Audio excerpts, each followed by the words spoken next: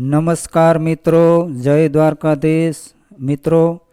હિન્દુ ધર્મ મુજબ હિન્દુ ધર્મશાસ્ત્રમાં સમયને ખૂબ જ બળવાન અને શક્તિશાળી બતાવવામાં આવ્યો છે અને તે એક પ્રકારનું સમયનું ચક્ર છે જે મનુષ્યને સુખ અને દુઃખ, લાભ અને હાનિ તથા જીવન અને મૃત્યુથી પરિચિત કરાવે છે।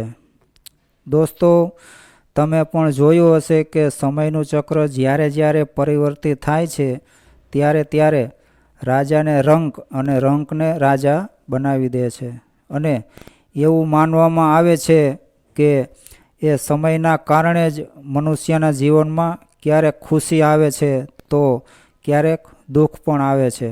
પરંતુ તમે ક્યારે એવું વિચાર્યું છે કે તમારા જીવનમાં શુભ સમય આવવાનો હોય તો એ શુભ સમયને તમે અગાઉથી જાણી શકો ખરા?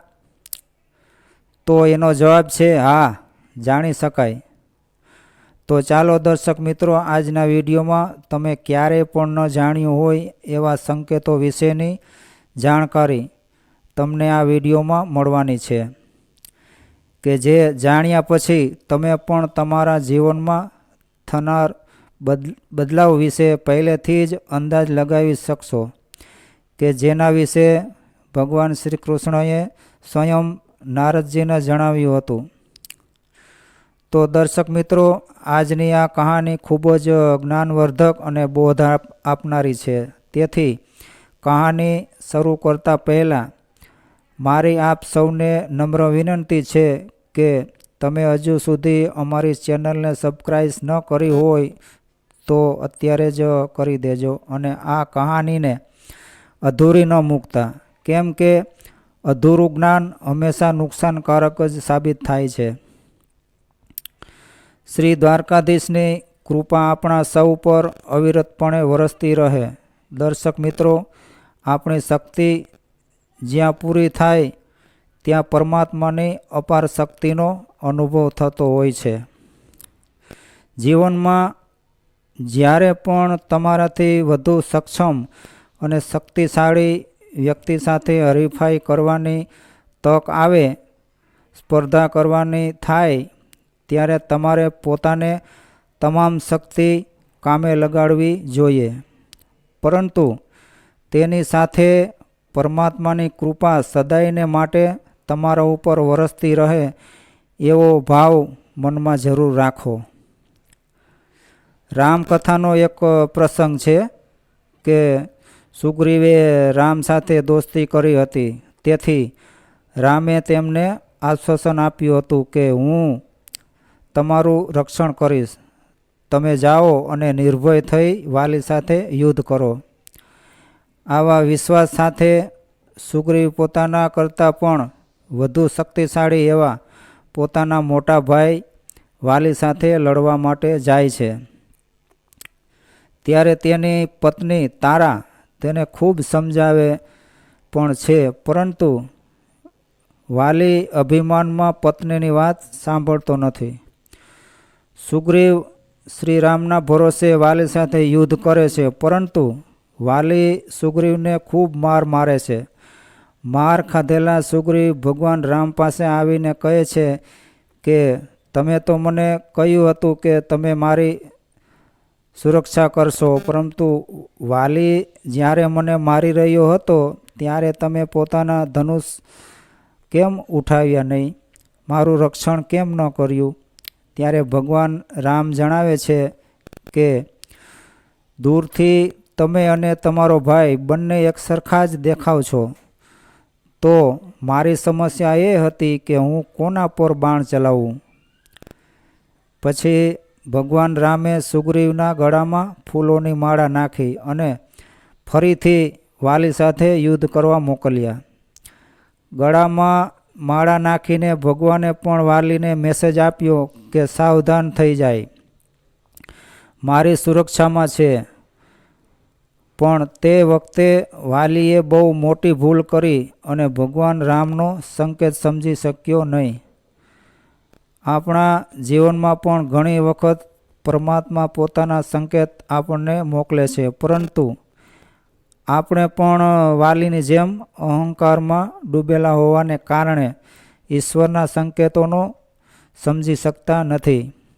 પરિણામે વાલીની જેમ સજા ભોગવવાનો વારો આવે છે. તો આથી પરમાત્માના સંકેતોને સમજવામાં ક્યાંય ભૂલ ન થવી જોઈએ. હિન્દુ ધર્મ ગ્રંથોમાં લખેલી એક પૌરાણિક કથા અનુસાર જ્યારે એક દિવસ નારદજી ભગવાન શ્રી કૃષ્ણને મળવા માટે આવ્યા, ત્યારે તેમણે ભગવાન શ્રી કૃષ્ણને પૂછ્યું કે હે નારાયણ, કૃપા કરીને તમે એ જણાવો કે કોઈ પણ મનુષ્ય તેના જીવનમાં આવનારા સારા અને શુભ સમય વિશે પહેલેથી કેવી રીતે જાણી શકે?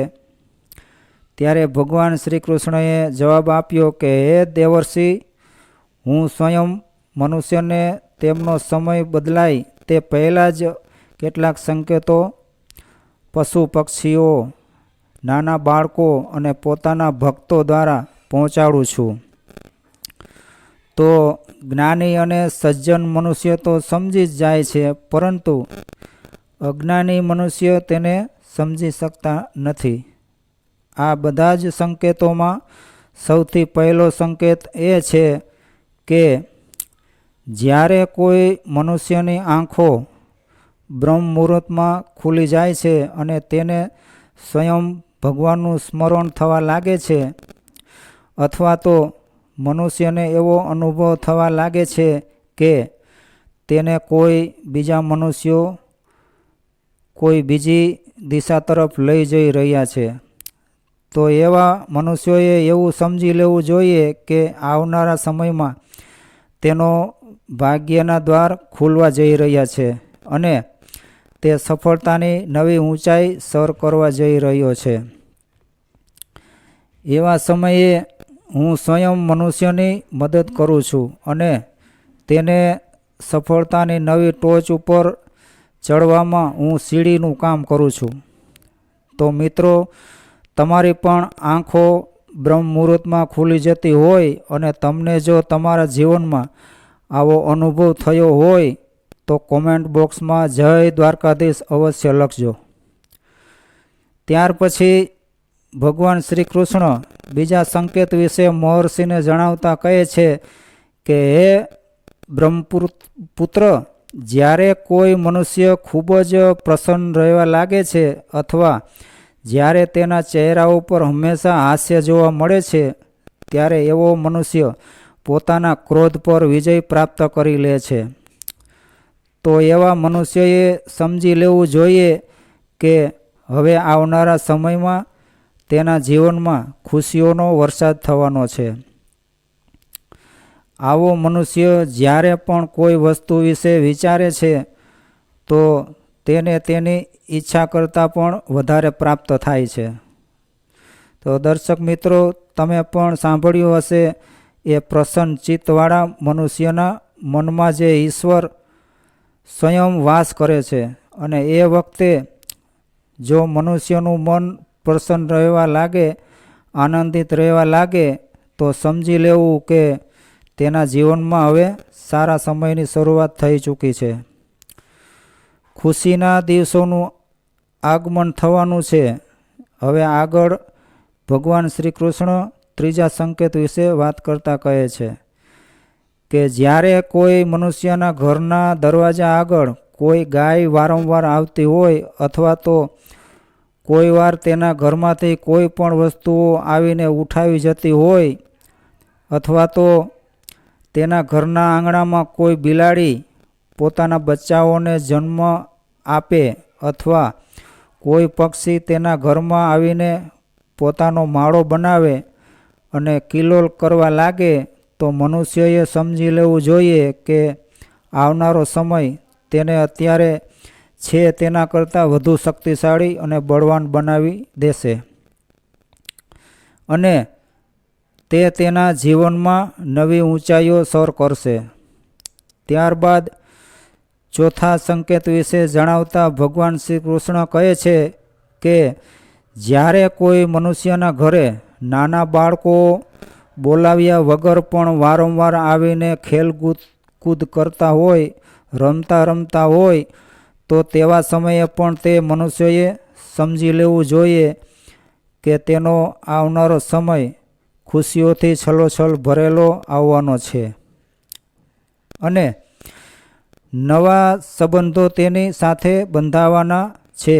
દર્શક મિત્રો, તમે પણ વડીલોને એવું કહેતા સાંભળ્યું હશે કે નાના બાળકો ભગવાનનું રૂપ હોય છે અને તે હંમેશા તમારા માટે શુભ જ હોય છે.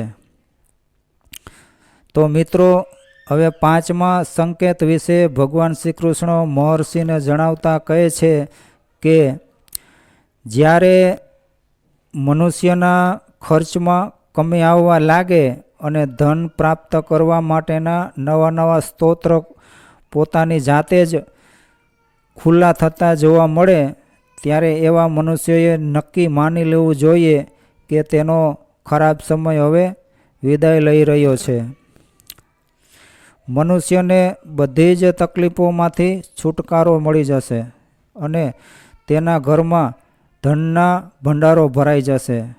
પછી ભગવાન શ્રી કૃષ્ણ છઠ્ઠા સંકેત વિશે જણાવતા કહે છે કે હું ઘણા મનુષ્યોને સંકેતો મોકલું છું કે તેનાથી તે જાણી શકે કે તેમનો સારો સમય શરૂ થવાનો છે, અને તે એ છે કે જ્યારે કોઈ મનુષ્ય પૂજાની થાળી લઈને ભગવાનની આરતી કરી રહ્યો હોય અને તેને એવું પ્રતીત થાય કે ભગવાનની મૂર્તિ તેની સામે જોઈને હાસ્ય કરી રહી હોય, અથવા તો ઘણા દિવસો બાદ તેના ઘરમાં મહેમાનોનું આગમન થયું હોય, તો તેવા મનુષ્યોએ ચોક્કસ સમજી લેવું જોઈએ કે તેનો સારો સમય શરૂ થવા જઈ રહ્યો છે. અને તે સિવાય પણ કોઈ મહિલાનું ડાબું અંગ અને પુરુષનું જમણું અંગ ફરકવા લાગે તો ત્યારે તેણે જાણી લેવું જોઈએ કે તેનો શુભ સમય અવશ્ય આવી રહ્યો છે.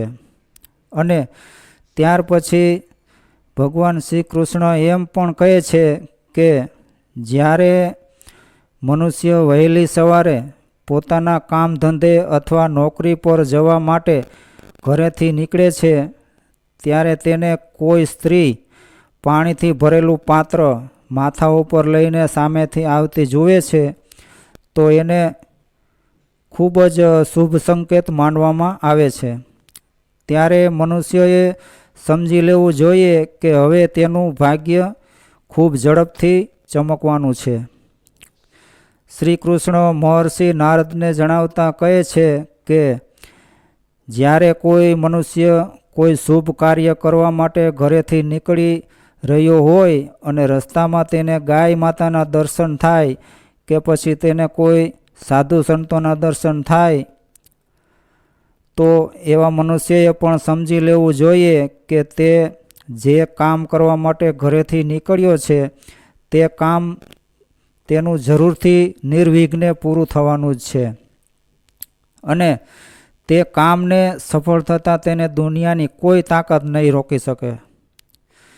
અને છેલ્લે ભગવાન શ્રી કૃષ્ણ કહે છે કે જ્યારે કોઈ મનુષ્યને સાંજના સમયે દૂધથી ભરેલું પાત્ર કોઈ બીજા વ્યક્તિ દ્વારા પ્રાપ્ત થાય અથવા કોઈ મનુષ્ય તેને મીઠાઈ આપે, ત્યારે પણ તેણે સમજી લેવું જોઈએ કે તેનું ભાગ્ય હવે ખુલવા જઈ રહ્યું છે. તો મિત્રો, આ હતા એ 8 સંકેતો કે જેને જાણવાથી અથવા તેનો અનુભવ કર્યા પછી તમે તમારા જીવનમાં આવનારા શુભ સમયને અગાઉથી જાણી શકો છો.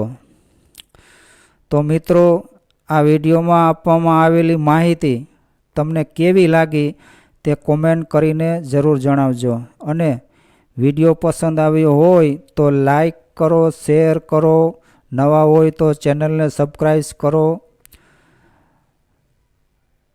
અને